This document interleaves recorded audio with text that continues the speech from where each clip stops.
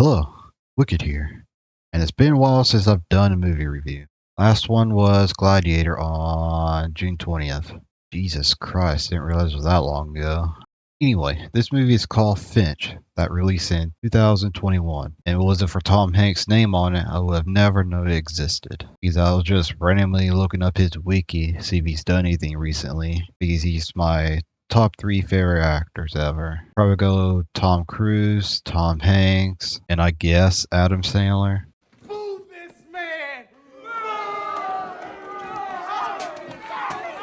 Boy, fuck you, don't boo me. Adam Sandler movies are stupid, but they're dumb, fun, and enjoyable. I could watch them all day and have a good time. That's all that matters. Anyway, getting off topic. I was scrolling through his wiki and I saw this movie's poster. And it was him and a giant robot behind him. And I went, damn, this looks cool. And the reason I never heard of it, and most likely nobody else have either, because it only released on Apple TV. So I look at what the fuck is Apple TV. Apparently it's their own streaming service like Hulu.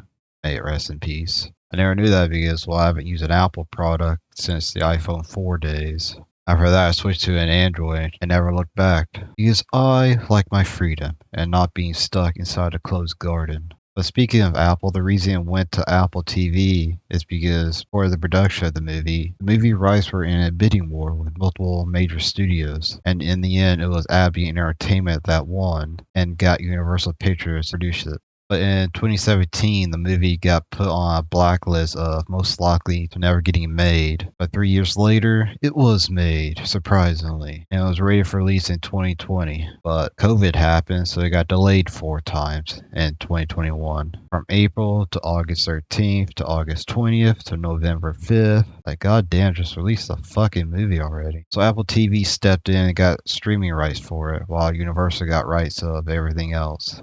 Backstory done. Now let's actually talk about the movie. Finch, it's about a man named Finch. Well, no shit. But he lives in a post-apocalyptic world where the ozone layer was destroyed by a solar flare 15 years ago. So everyone in the world, also the plants and animals, have died from either burning alive, radiation, or just starving to death. For him to survive this long, he wears this orange suit that blocks the radiation. And he also lives at his old job where he was a robotics engineer. So he has his dog, his other dog, and this new robot he just built. But he isn't fully completed because there's a storm that is coming. So he was only 70% done. And this storm can destroy literally everything in its path with how big it is. And it's not a short storm either. The storm will last for over 40 days. So he can't just hunker down and wait it out. If he does, he'll die from starvation. So he packs up everything in his fancy little RV and gets the hell out of there and heads west.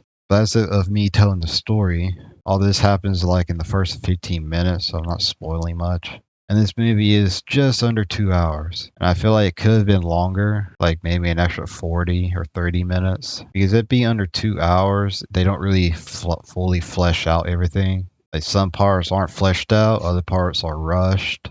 For example, the reason the giant robot was made was to take care and protect this dog as his number one priority, because Finch wasn't going to last forever. But throughout the whole movie, we see like none of that until the very end of the movie, because the dog hated his clanker ass the whole time. Clunker. So instead of doing what he was made to do, he tries to be friends with Finch. So it was a little longer, they could have had their cake and eaten it too. And this movie does show off how good of an actor Tom Hanks is, and he's the only, person in the movie. So he has to do all the work to carry it. Think of it as one may play, but in the apocalypse. Funny how this isn't his first time doing this type of movie, minus Apocalypse. But he did this same thing in Castaway. Great film, and he nails it in both. I'm also being biased since he's one of my favorites. You could star in the worst movie ever made, and I'll say, this shit is peak cinema. I'll rate this movie fairly, I promise. This movie is considered a sci-fi, kind of, I guess, with a talking robot, with a hint of comedy, like a tiny hint. But it does take itself very seriously. But when shit goes down, it becomes like a horror film, which was like the best part of the movie. I do wish we got to see more of those moments because it was the highlight for me. If you're alone in the apocalypse, you might as well make it a horror film. Keep everyone on edge of everything, like a random noise in the distance, even though you make sure you were alone. Even though the movie has a serious tone, it also treats it in a lighthearted way. So I don't ever feel any danger of what's going to happen, except that moment in the film I mentioned. For music, I don't really pay attention to that. I already forgot what the music sounded like in the movie. And it's composed by Gustavo Santaolalla, nice Christmas name. And from his listing, his most well-known work is Brokeback Mountain from 16 years ago. They should have gotten Hans Zimmer. Then I would have paid attention. That guy never misses.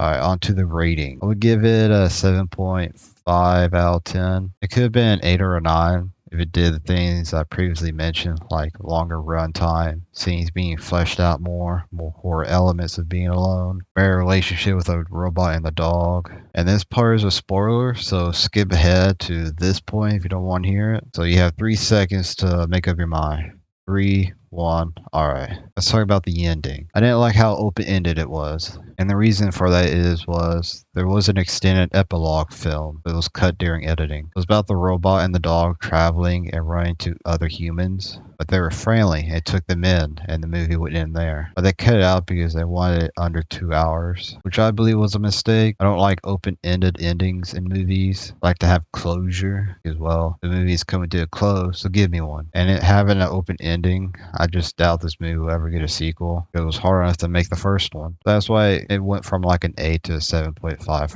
Welcome back, skippers. We didn't trash talk you, I swear. So my final thoughts. It's a good film, despite the few problems I had with it. I do recommend everyone to at least watch it once if you're a Tom Hanks fan or just enjoy his movies. If it wasn't for him, I would have never watched it. If you're not a Tom Hanks fan, you're not really missing much. The premise of the movie is a cool idea. It's just not fleshed out all the way, and they spent more time or made the movie longer than they could have. But that is my review of a random movie I decided to watch because I was in the mood for a Tom Hanks film. I'll put out more reviews more frequently. I didn't realize it's been 3 months. I kept saying I did one like a few days ago, but time flies differently for me. Alright, that's the end of this video. Peace.